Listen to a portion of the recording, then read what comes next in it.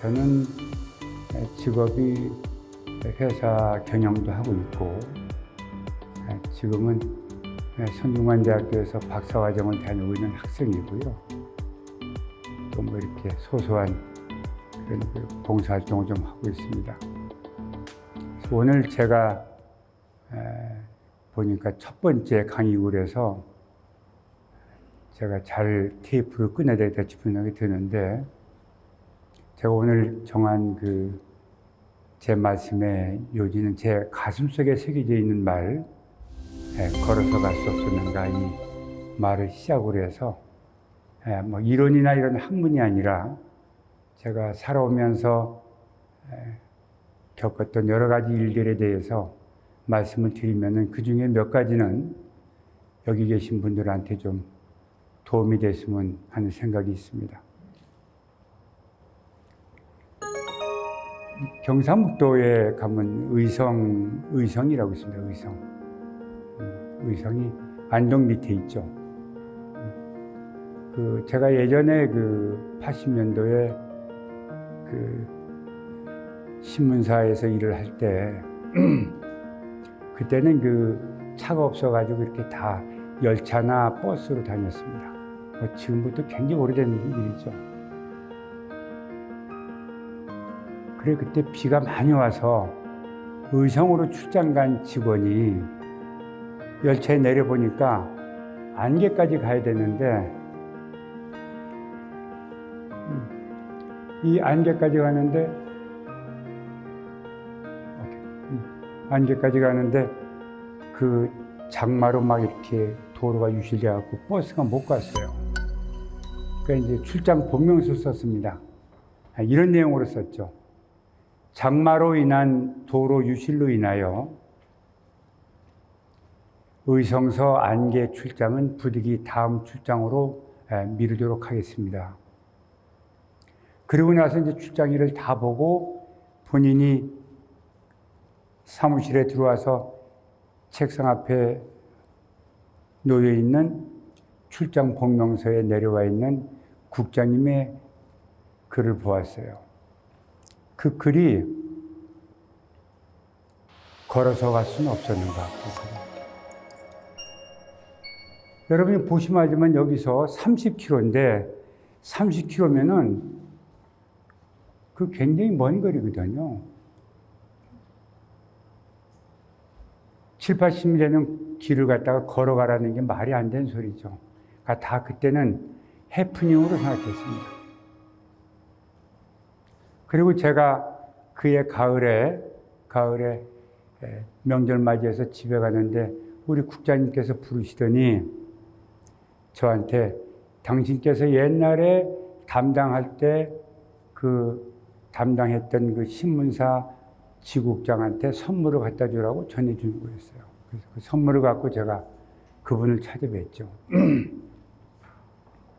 그분이 수고한다 이렇게 하고 이제 그러면서 식사하자 그래서 이제 가서 식사를 하는데, 자네 국장 대단한 사람이다. 대단하죠. 정말 대단한 사람이다. 그렇습니다. 자넨 모를 거야. 그 사람이 얼마나 대단한 사람인지. 그러면서 이런 얘기를 하시는 거예요.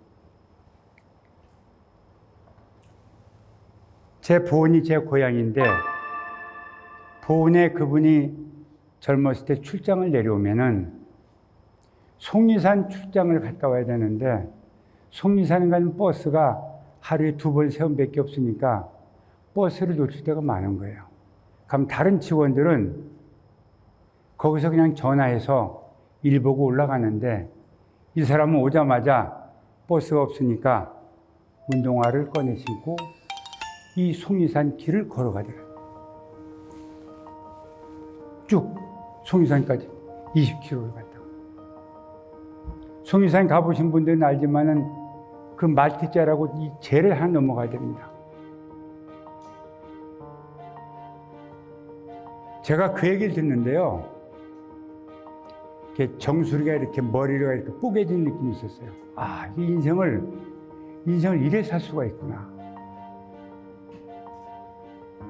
의성소 안개까지 75리길을 걸어가라는 게 이분은 말이 아니라 이분은 그렇게 행동을 하고 살았던 거예요.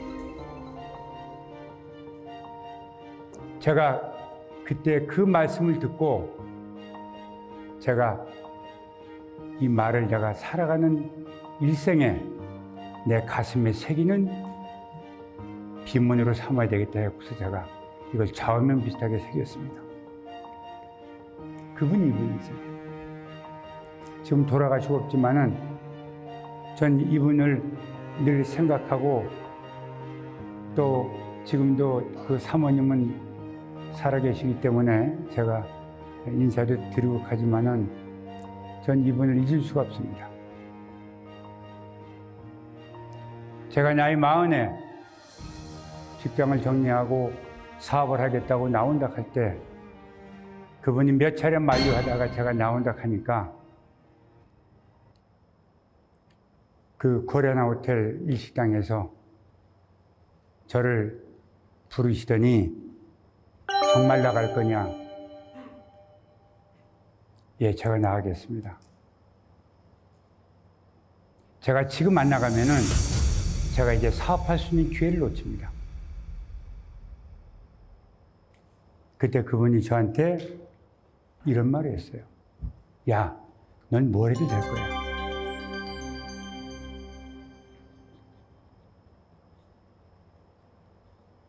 저한테 제가 어떤 사업을 해도 넌 뭘 해도 될 거야 이런 말씀 하셨어요. 제가 들었던 가장 훌륭한 칭찬이었습니다. 넌 뭘 해도 될 거야.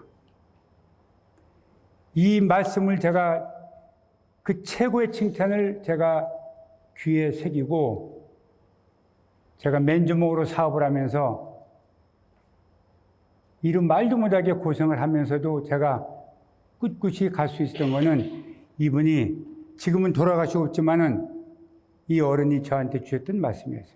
넌 뭘 해도 될 거야. 저는 중학교밖에 안 나왔습니다. 안 나와서 그 군대에서 제가 이제 공부를 하겠다고 마음먹고 독서에 이제 결국은 독서밖에 살 길이 없다고 생각하고 달라붙었죠. 오늘 이따가 가시면서 제가 만든 재단에서 만든 그 독서대를 하나씩 드릴 테니까 꼭 가져가서 책을 좀 많이 읽기를 바랍니다. 여러분들 우리가 앞에 있는 학력과 뒤에 있는 학력의 차이를 아실 거예요. 앞에 있는 거는 무슨 대학을 어딜 나왔냐 이런 거죠. 뒤에 있는 거는 네가 공부한 지식의 양을 말합니다.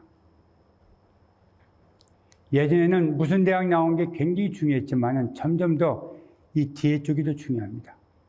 얼만큼 많이 알고 있는지, 얼만큼 깊이 있게, 얼만큼 넓이 있게. 전 그래서 늘 저희 직원도 그렇고 제가 어디 가서 혹시 말씀드릴 기회가 있으면은 책을 많이 보시기를 늘 제가 아주 간곡히 부탁을 합니다. 전 검정고시 봤고요. 그래서 사업하기 바쁘니까 방송대에 나왔고 그러고 나서 이제 조금 사업이 조금 자리 잡고 그러니까 제가 그 성균관대학교에서 석사를 2개를 마쳤습니다. 중문학과를 마치고 국제정치를 공부했고요. 지금은 동아시아학에서 그 한중일 관계의 역사적인 맥락이나 이런 공부를 하는 동아시아과에서 박사 과정을 밟고 있는데 믿을지 안 믿을지 모르시겠지만은 전 거의 A부를 받습니다. 그래서 계속 성적 장학금을 받고 있죠. 그래서 장학금을 모아서 제 손주들 앞으로 다 돌려줍니다. 할아버지가 받은 장학금에서. 저는 여기 저하고 이렇게 얼굴 대고 있는 여러분들 중에서도 많이 공부의 그 과정을 스톱시키지 말고 쭉 이어갔으면 좋겠는데 제가 52년생이니까 벌써 70이 넘었는데도 저도 공부를 하고 열심히 댕기고 있는데 여러분들은 이런 과정을 통해서 더 많이 공부하면은 훨씬 더 다른 세상이 보일 겁니다. 제가 공부했던 것 중에서 가장 그 보람 있던 자격증이 한자 특급 자격증인데요.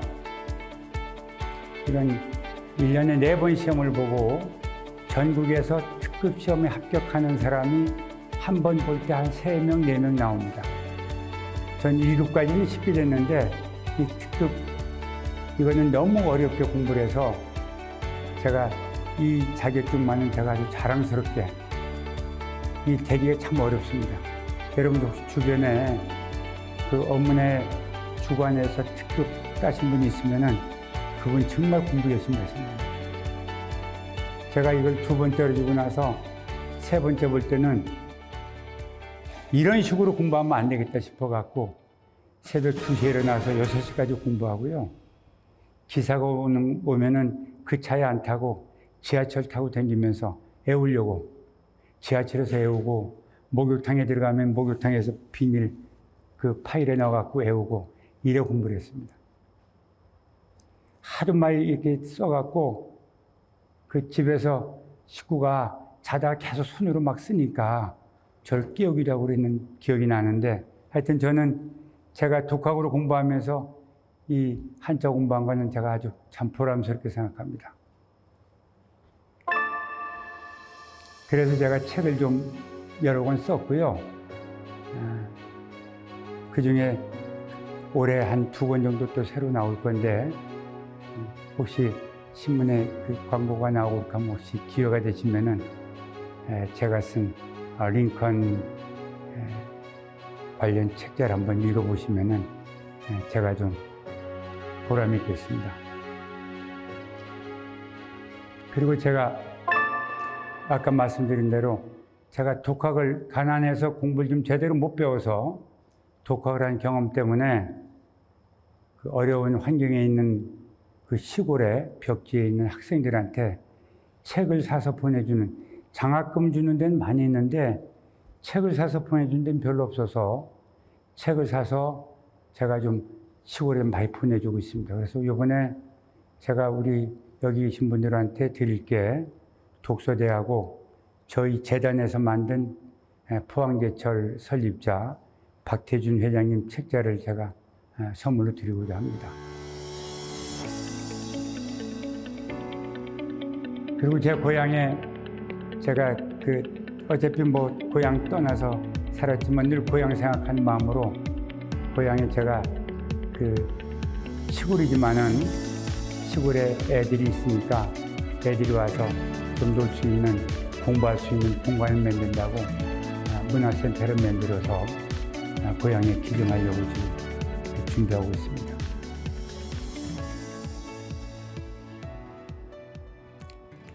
동기창이라는 중국 분이 있는데요.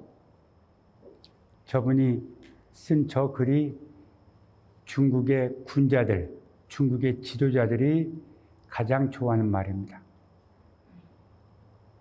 독만권서 행만리로. 사람이 태어나서 10,000권 정도의 책은 읽어야 되고 걸어서 말리길 정도는 걸어봐야지 세상의 이치를 알고 세상의 물리를 안다. 전 이거를 해보려고 노력을 하고 있고 책은 거의 10,000권 가까이 읽었을 거고요. 걷는 거는 제가 조금 이따 소개하겠지만은 12,600리를 걸었습니다. 제가 60살 때 베이징 징두 경도 골프장에 가서 제가 그 새벽부터 그 밤까지 뛰어서 140사를 걸었습니다. 그래서 그때 기네스북에 올리라는 걸 제가 올리면은 사업한 사람이 골프 친다 하니까 아닙니다. 그냥 그 골프장에 그 비석은 새겨져 있죠. 한국 사람 김상문이가 이날 와서 캐디 4명을 데리고 새벽부터 밤까지 한 번도 쉬지 않고 물하고 초콜릿하고 바나나 먹으면서 8라운딩을 했다 써있습니다. 거기 가는 한국 사람들은 아주 자부심을 느낀다고 하는데 혹시 진도 골프장 가면 한번 그 비석을 한번 봤으면 좋겠습니다. 그리고 제가 70살 되던 2년 전에 대한민국을 걸어보겠다고 제가 마음먹고 2년 동안에 걸었습니다. 뭐 학교도 다니면서 사업도 하면서 걸었죠. 걷고 가끔은 직원들을 이렇게 조별로 내려와서 직원들하고 또 같이 걷죠. 하루에 보통 몇 킬로 걷냐면 여직원들도 마찬가지지만 하루에 35킬로 정도 이렇게 걷습니다. 우리 회사 여직원들이 정말 작았습니다. 남자들은 말할 것도 없고요. 제가 이제 우리 계신 분들한테 드리고 싶은 말씀 좀 드리려고 합니다. 사람이 살아가면서 이 두 가지 중에 하나를 우리가 살아가거든요. 근데 이게 말만 바꾼 것 같아도 이게 굉장히 중요하거든요.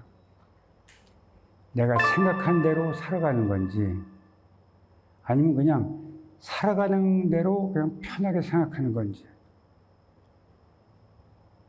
전 성공한다는 그 목표를 갖고 살아가는 사람은 자기가 생각한 대로 살아가야 됩니다. 이게 말은 쉽지만 쉽지 않아요. 그래서 성공한 사람이 많지 않습니다. 생각한 대로 살아가야 돼요. 근데 거의 다 생각만 하고 행동은 안 하니까 나중 보면은 그저 살아가는 대로 편하게 생각하죠. 담배 끊어야지 하고 결심하고서 담배 안 끊죠. 그리고 또 다음으로 미루죠. 뭐 그것뿐입니까? 혹시 오늘 나도 좀 책을 좀 봐야 되겠다 이렇게 마음먹고 나서 집에 가서 서재에 가서 책을 꺼내는 사람도 있고 소파에 앉아갖고 리모컨을 여는 사람도 있죠. 어떤 길을 택하든 그건 여러분들의 몫이죠. 결과는 여러분들의 몫이죠. 근데 자기가 세웠던 목표가 높고 클수록 성공하겠다는 마음이 강하고 높을수록 생각한 대로 살아가야 돼요. 전 이것이 인간의 인생을 실패냐 성공으로 가느냐의 전환점으로 봅니다.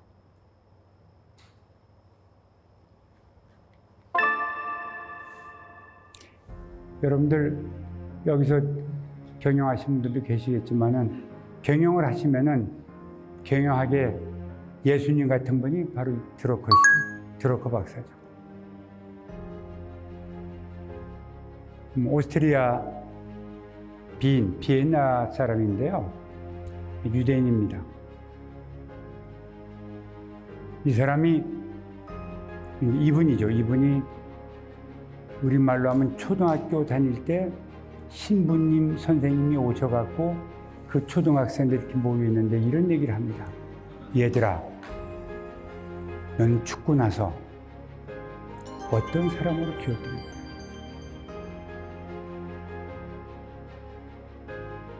어린애들이 뭘 알겠어요?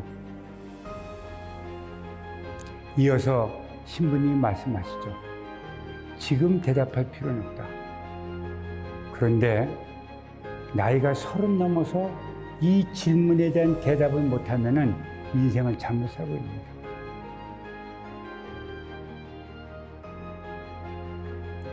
그때 모였던 사람들이, 그 친구들이 그 말을 얼마나 기억했는지 모르겠지만은 이 말을 드러커 박사는 가슴에 딱 새깁니다.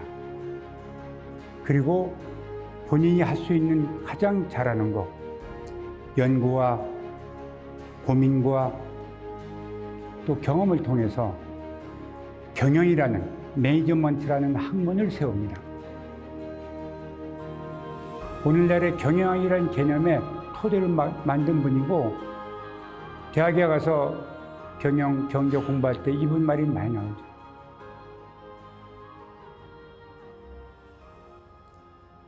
이분은 자신의 이 평가를 글에 이렇게 씁니다.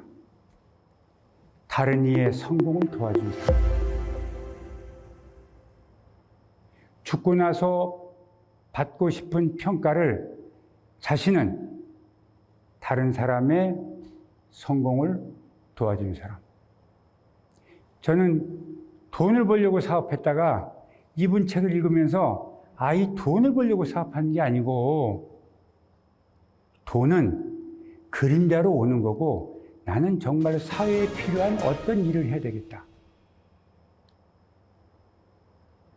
그렇게 저한테 가르침을 주신 분이 이분이세요. 전 이분이 너무 고맙습니다. 얼마나 고마우냐면요.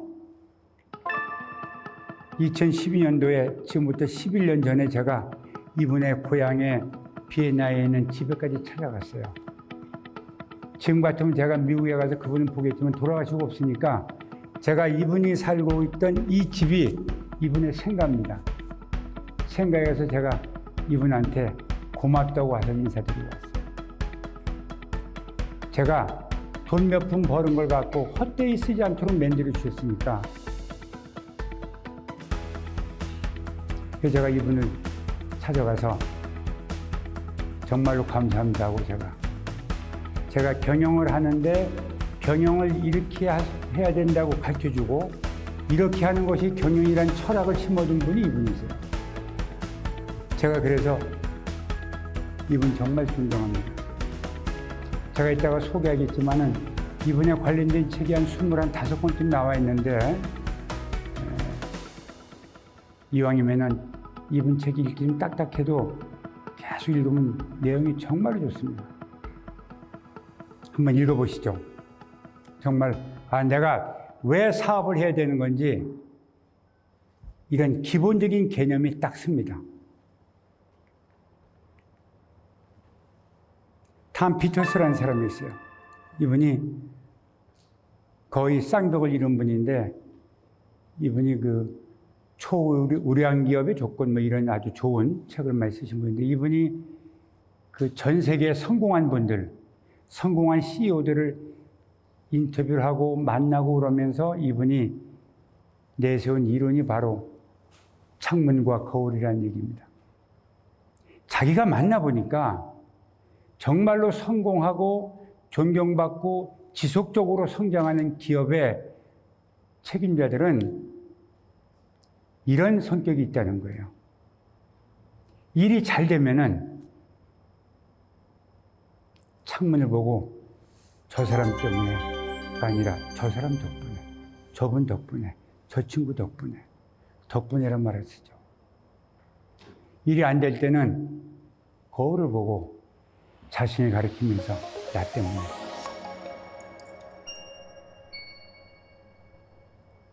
이게 말이 쉬운 게 아니거든요. 근데 피터스는 전 세계에 가장 존경받는 그 CEO들을 만나갖고 그분들이 갖고 있는 품성을 보니까 공통점이 이렇습니다. 실패한 사람들은 거꾸로 합니다. 잘 되면은 거울을 보고 내가 잘나서, 내가 판단 잘해서, 내가 똑똑해서 이렇게 얘기하죠. 일이 안 될 때는 저놈 때문에, 저 자식 때문에 믿을 놈이 없어. 여러분들한테 한번 생각 좀 해보라고 제가 던지는 화두입니다. 제가 또 사업을 하면서 존경했던 분 중에 하나가 이 재결치입니다. 돌아가셨죠. 지난 20세기의 최고의 경영자죠. 대단한 분입니다. 지금은 애플이 시장 이 평가액이 가장 높고 $3조 넘으니까 여러분 $3조 어느 정도 개념인지 모르시죠? 대한민국이 1조 2천억입니다. 대한민국이 세계 경제 규모가 세계 10에서 10에서 13위 정도 왔다 갔다 하는데 대한민국보다 3배쯤 많은 게 애플의 시가총액이에요. 애플이 세계 남반이 되기 전에 최고 으뜸은 지난 20세기에는 G입니다. G캐피탈, G그룹이죠. 그거를 만든 사람 아니지만은 46살에 CEO가 돼갖고 세계 최고의 기업을 만든 분이 재결치예요. 그분이 이 얘기를 합니다. 현실을 직시하라. 여러분, 눈으로 본다고 다 보는 게 아니에요. 사람은요, 보고 싶은 각도로 봅니다. 다 마찬가지예요. 근데 의사결정을 내리는 경영자나 오너는 자기 보고 싶은 대로 보면 절대 안 돼요. 있는 그대로 봐야 됩니다. 있는 그대로. 낙관적 노, 비관적 노, 있는 그대로. 그래야 정확한 판단을 할 수 있어요. 전 제가 오늘 여기 계신 우리 기업 경영하시고 의사결정하시는 분들이 많이 모셨으니까 제가 꼭 드리고 싶은 말씀은 이 말은 꼭 하셔야 됩니다. 현실을 직시해야 돼요. 사람은 이렇게 안 합니다. 이렇게 안 하고 자기 보고 싶은 대로 봐요. 그러니까 결론이 의사결정이 엉터리 납니다. 직시해야 돼요. 이분이 제길치 회장이 드러커도 그렇고 한국에 몇 번 왔었거든요. 제가 하얏트에서 이분 할 때 제가 얼굴도 뵙고 그랬는데 이분들 오면 꼭 지금 돌아가시고 없지만은 이병철 회장께서 이건희 회장을 이제 그때 부회장이죠. 꼭 데리고 만납니다. 만나죠. 아까 드러커 교수도 만나고 드러커 교수는 제가 보니까 77년도에 만났더라고요. 드러커 교수한테는 세계가 앞으로 어떻게 될 거냐는 그 가르침을 배우는 거고 이건희 회장 앞에 놓고서 제길치 회장 같은 사람한테는 어떻게 경영해야지 삼성이 지위를 따라가겠냐 이건 묻는 거예요. 이분이 가장 잘 쓰는 말이 이겁니다. 야, 네가 보고 싶은 대로 보지 말고 있는 그대로 봐야 돼. 있는 그대로. 있는 그대로. 희망적으로 보지 말고 비관적으로 보지 말고 있는 그대로. 이것만 습관돼도요. 우리가 내리는 의사결정이 굉장히 정확해집니다. 이건 못하는 사람이 태반이에요.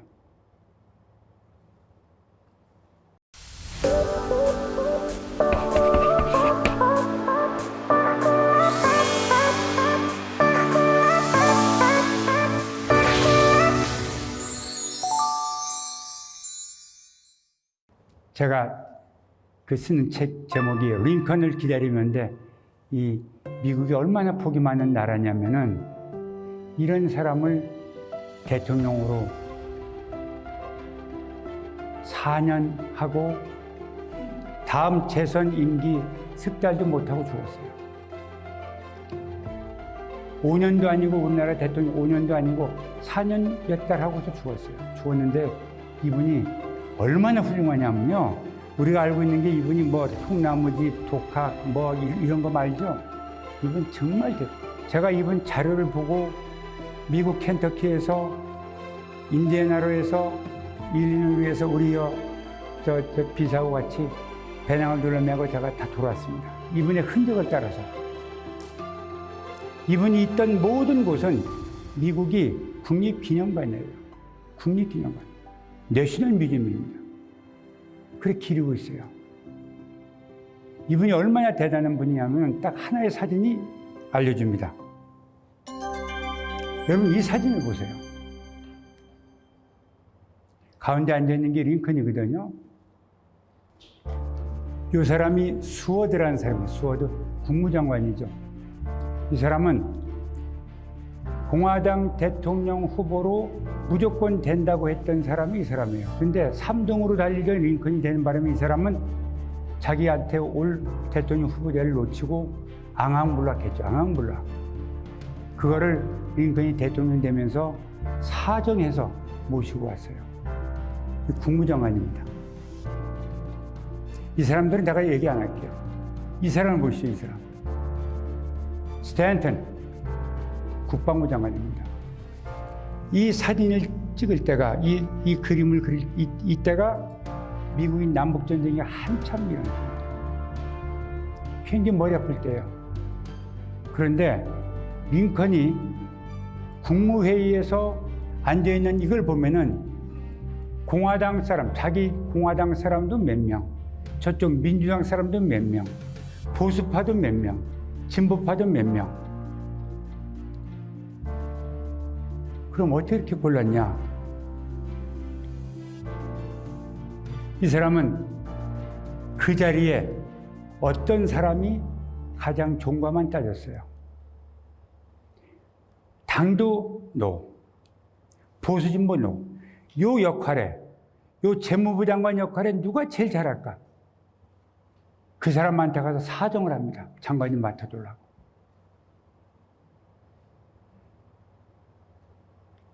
그래갖고 만든 조각이 이거예요. 최고의 인재들이 가장 잘하는 부서에 딱딱 세팅된 거예요. 그리고 링컨은 겸손함과 그 다음에 인내심으로 이분들을 다 끌어안습니다. 도와주죠. 도와주죠. 또 도와주고. 그래서 미국이 남북전쟁을 오히려 분열의 계기가 아니라 남북전쟁이 끝나면서 남과 북이 완전히 뭉쳐집니다. 완전히. 그래서 뮤지엄에 가면은 어떤 뮤지엄에도 공통적으로 쓴 게 이런 말이 써 있어요. 유나이티드 오브 아메리카. 미국은 조지 워싱턴 빌드. 워싱턴이 세웠고 에브라함 링컨 세이브드. 링컨이 구했다는 거예요. 그때 미국이 완전히 쪼개졌거든요. 링컨이 다 끌어낸 거예요. 다 끌어낸 거예요. 그 어마어마한 땅덩어리 녀석을 다 끌어안고 남과 북이 다 뭉치게 만드는 거예요. 사실은 링컨이 죽고 나서 더 많이 애통하게 울었던 사람들은 남부 사람들이 더 많이 울었어요. 이것이 링컨의 위대함이에요. 이 사람 얘기를 할게요. 스탠턴. 링컨과 똑같은 변호사 출신인데 이 사람은 좋은 집안에 좋은 대학을 나왔어요. 링컨은 학교를 못 다녔어요. 한 10달 정도로 다녔어요. 독학으로. 공부하다가 그 야학당 비슷한 데 가서 공부를 했죠. 거기다가 모양도 또 키만 껑충하고 모양 가꾸는 걸 몰라요. 생김새도 별로 못생겼어. 그러니까 그 당시 링컨의 별명이 침팬지였어요. 고릴라 침팬지였죠. 변호사를 하는데 이 사람이 이 변호사 링컨을 사람 취급을 안 했어요. 같은 사건이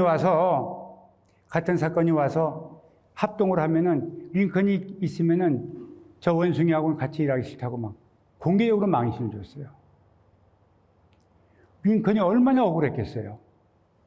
얼마나 분했겠습니까? 원수도 이런 원수가 없어요. 아주 공개적으로 망신을 주고 상대를 안 했으니까. 전쟁이 났습니다. 남쪽에 리 장군이 쫙 끌고 나온 바람에 북군이 위태로 갔어요. 그때 가장 핵심적인 역할이 그 당시엔 미국은 전쟁부 장관이라고 했지만은 국방부 장관이 오늘 이거를 놀랍게도 이 사람을 맡기는 거예요. 링컨의 주변에 있는 사람들이 아니 대통령 이건 무슨 짓이냐. 아니 사람이 없었고 이런 놈을 시키냐. 당신이 얼마나 망신을 줬는데. 그 링컨이 내가 그걸 왜 모르겠냐. 내 가슴이 그걸 왜 기억을 못하겠냐. 그러나 나는 대통령 아니냐.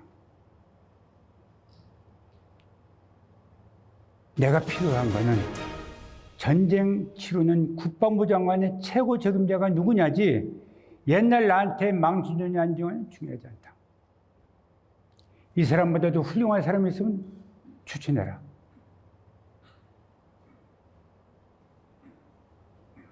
이 스탠턴이요.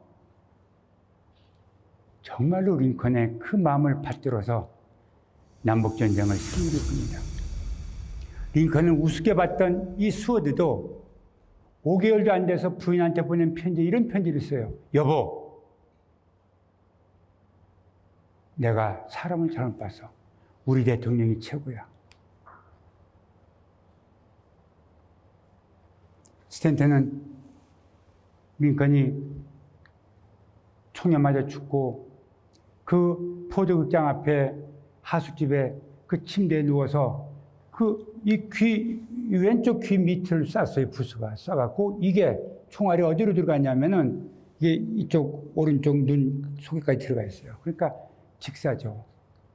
그런데도 심장은 박동이. 그거를 밤새도록 지키고 통곡을 하고, 그리고 링컨을 암살하려고 했던 사람들을 다 잡아 사형을 시키고, 죽는 날까지 링컨을 기념하는 일을 했던 사람. 그래서 미국에서는 이 스탠턴을 기리기 위해서 미국 워싱턴에 가면은 저 의사당이 있고 쭉 의사당 정면으로 쭉 오면은 워싱턴이 있고, 워싱턴 기념관이, 기념탑이 있고, 쭉 가면은 링컨 기념관이 있어요. 일직선에 있습니다. 그 앞에 백악관이 있어요. 그 백악관과 링컨 기념관 그 사이에 있는 공원 이름이 스탠턴 공원이에요. 미국 사람도 이 두 사람의 그 인연을 압니다. 그 기르고 있어요, 지금도. 전 그래서 제가 책 제목을 링컨으로 안 하고 링컨을 기다리며 이렇게 썼어요. 제가 죽기 전에 링컨 같이 이렇게 큰 인물이 나와서 이 나라를 이렇게 끌어안는 사람이 좀 나오는 것을 보는 게 소원입니다. 아마 저뿐이 아니라 여기 계신 분들은 마찬가지일 거예요. 이게 무슨 정신이 없습니다, 진짜.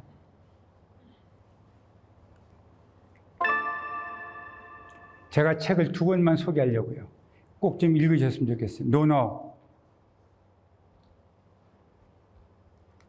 아까 제가 호암 이병철 회장 말씀을 드렸는데, 여기 대표님 너무 잘 아시지만, 이병철 회장이 가장 경영에 참고했던 책이 노너 아닙니까? 노너 책이 많으니까 한번 읽어보시고, 그리고 나서 한번 써보시죠. 필사. 굉장히 좋습니다.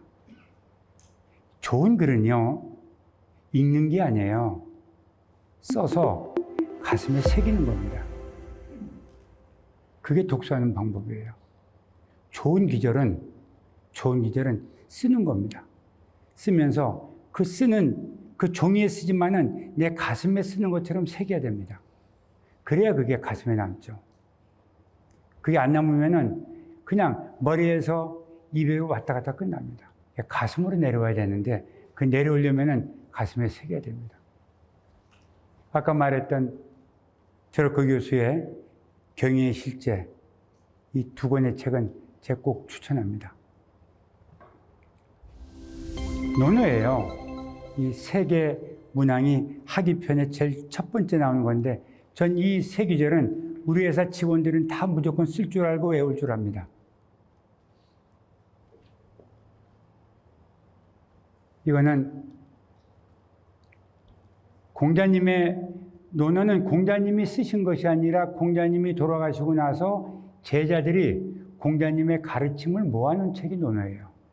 그러니까 공자님이 가르친 내용을 모아놓은 제일 첫 번째에 있다는 것은 그만큼 공자님이 이 말씀을 많이 하신 거예요.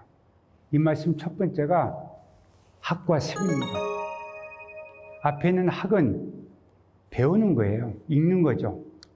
여기 와서 여러분들이 저하고 이렇게 얘기 나누는 것도 학입니다. 근데 학으로 끝나면 안 된다는 거죠. 습이 필요합니다. 습은 여러분 이 글씨를 보면은 이게 새의 날개입니다. 양쪽 날개죠. 동물의 왕국에 보면은 새끼 새가 날아가려고 준비할 때 얼마나 날개를 퍼닥거립니까? 계속 이러잖아요. 그러니까 이루 헤아릴 수 없이 많이 해야지 날아가거든요. 이 습은 배운 거를 익히는 겁니다. 익힌다는 거는 낯선 게 아니라 계속 습관이 될 때까지 만들어주는 거예요.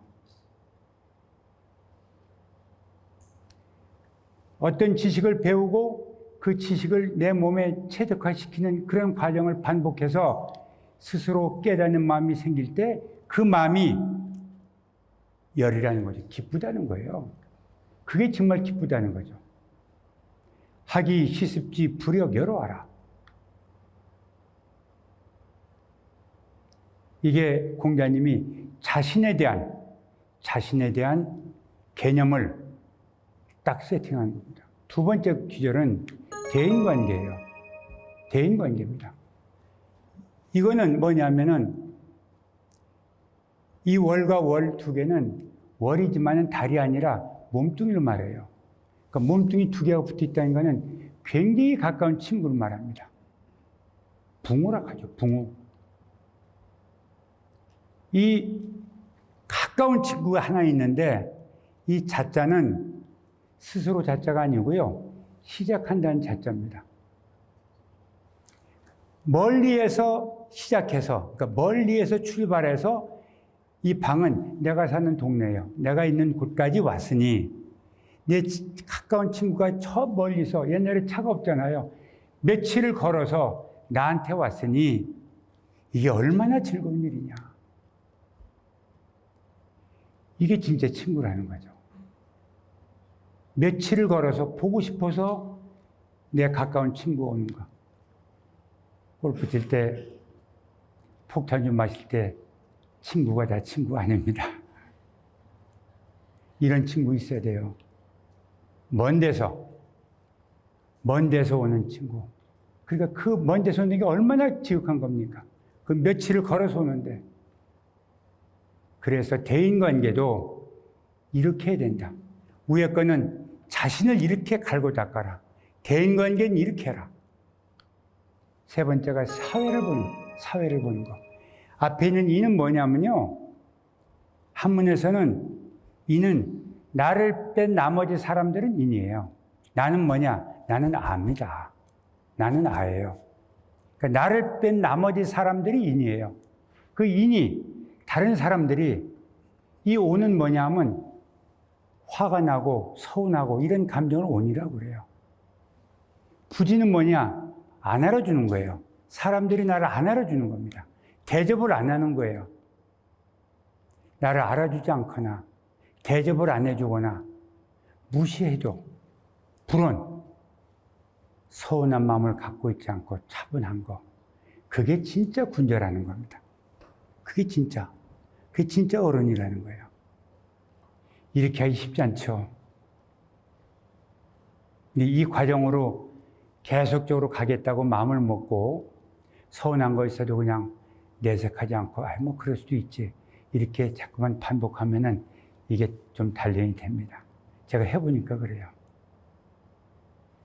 그래서 공자님의 말씀을 전했던 논어책의 첫 번째 나오는 세 기절은 제가 제일 좋아하는 기절이고 내 개인으로는 학과 습을 해야 되고 친구가 그 정도 친구가 있어야 되고 그리고 사회에서 대인관계 할 때 나를 몰라주더라도 내가 그냥 그러냐고 넘어가는 그런 담대함이 있어야 된다.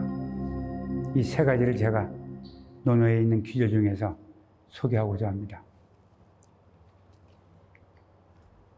드러커 교수 경의 실제에 나오는 그 기절 중에서 제가 한 3개만 일부러 추려왔어요.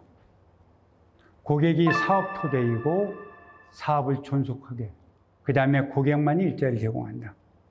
여러분, 고객이요. 제가 직원들한테 한 얘기인데, 야, 내가 네 봉급 주는 거 아니야, 이 사람아. 고객이 봉급 주는 거다. 고객이. 요새 건설 경기가 어려워서 다 힘듭니다.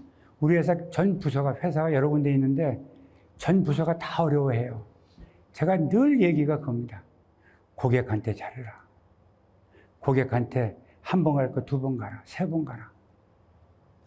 고객이 모든 걸 결정한다. 고객, 커스터머, 고객에 대한 개념을 굉장히 극명하게 말한 분이 이분이에요. 고객이 모든 걸 결정하는 거죠. 고객이 봉급을 주는 것도 회사를 존속시키는 것도 고객이에요. 두 번째는 경영자는, 리더는 버리는 능력과 그 다음에 배우는 능력이 있어야 돼요. 버린다는 게 무슨 소리인지 아세요, 여러분들? 버린다는 건요, 여러분들이 운영하고 있는 조직에서 아침에 가서 생각해 보세요. 늘 반복적으로 하는 일 중에 이거 굳이 안 해도 되는 일이 의외로 많아요. 그거 버려야 돼요. 이걸 안 해도 아무 문제가 없는 건 하지 말게 해야 됩니다. 차라리 그 시간에 직원한테 너 책 봐라. 너 책 봐.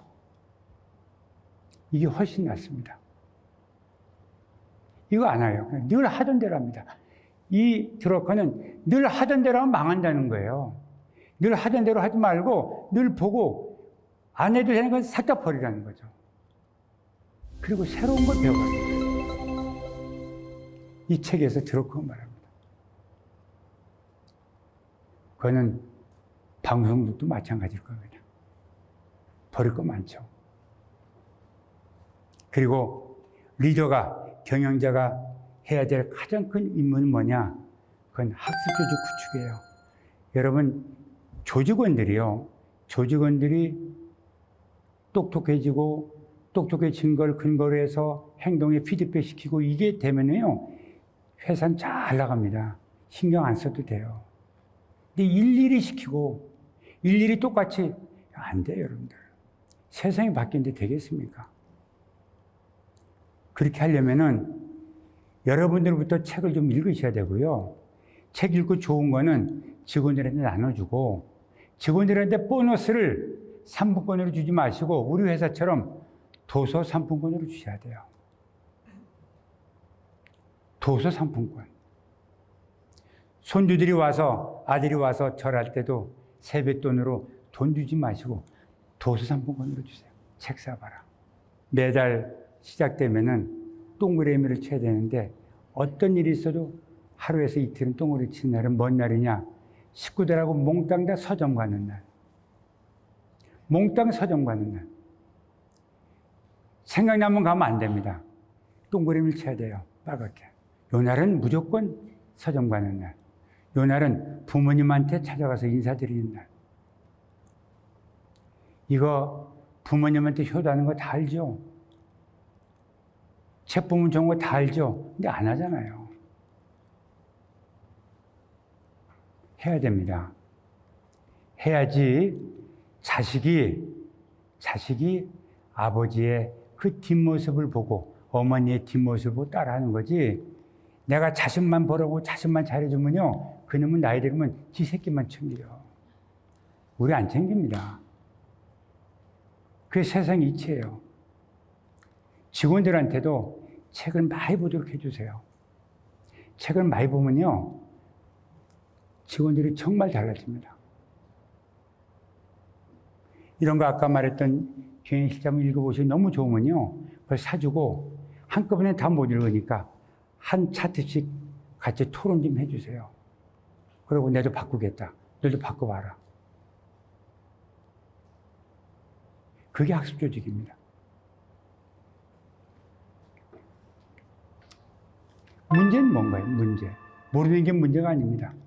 경영에서는 문제라는 거는 현재 네가 여기 있고 네가 목표로 삼은 위치는 여기 있고 이 거리가 문제예요. 문제가 크다는 거는 그 거리가 긴 거예요.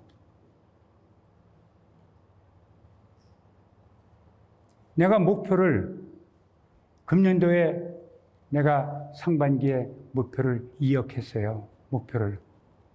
지금 보면은 1억 5천이에요. 5천? 그게 문제입니다. 담배를 끊기로 했어요. 못 끊었어요. 그러면 피우는 거와 끊는 거의 거리가 그게 문제예요. 자기의 문제를 알아야 돼요.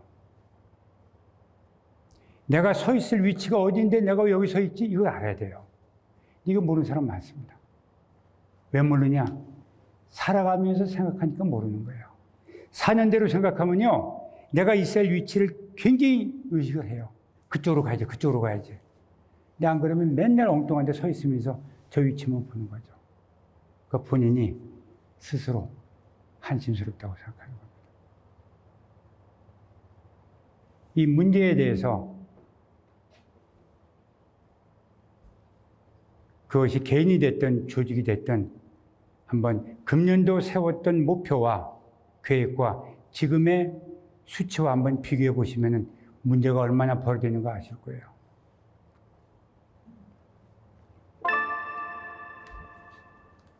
제가 말씀드린 몇 가지 얘기를 제가 이렇게 말씀드려도 책 읽는 거, 뭐 하는 거, 이런 거, 운동하는 거, 이런 거 얘기를 해도 그냥 다들 수긍하시죠. 아니, 맞지. 저 친구처럼, 저 강사처럼 책을 많이 읽거나 많이 걷거나 이렇게 하면 좋지. 학술직 좋지. 다 이렇게 말씀합니다. 그런데 막상 하려고 하면 이것저것 이유를 대면서 안 해요. 그래서 맹자가 말합니다. 맹자가 천하를 주유하면서 제후들을 만나서 이야기할 때 이런 얘기를 합니다. 맹자가 이렇게 하셔. 하면 그 제후들이 이런 이유 때문에 어렵다고 얘기하죠. 그때 맹자가 말합니다. 불의야 비불응이하라. 네가 안 하는 거지 못하는 게 아니라.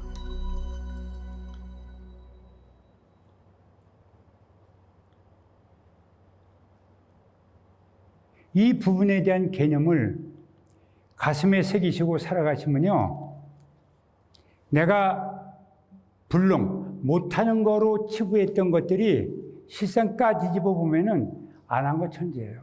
내가 안 한 거예요. 아니, 담배를 왜 못 끊습니까?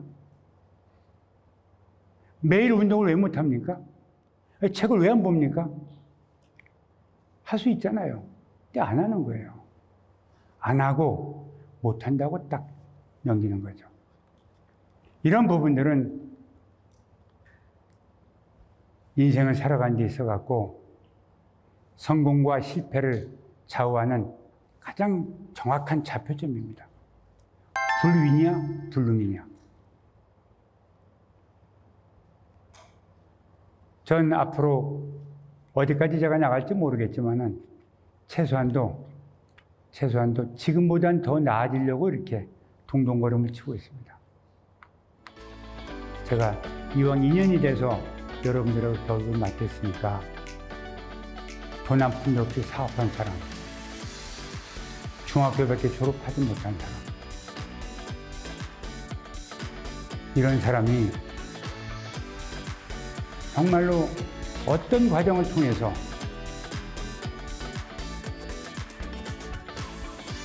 이 자리에 오기까지가 그 과정이 여러분들한테 울림이 있으면은 저를 초대한 대표님도 보람이 있을 거고 또 저도 또 보람이 있겠죠. 여러분의 성공을 기원합니다. 여러분 감사합니다.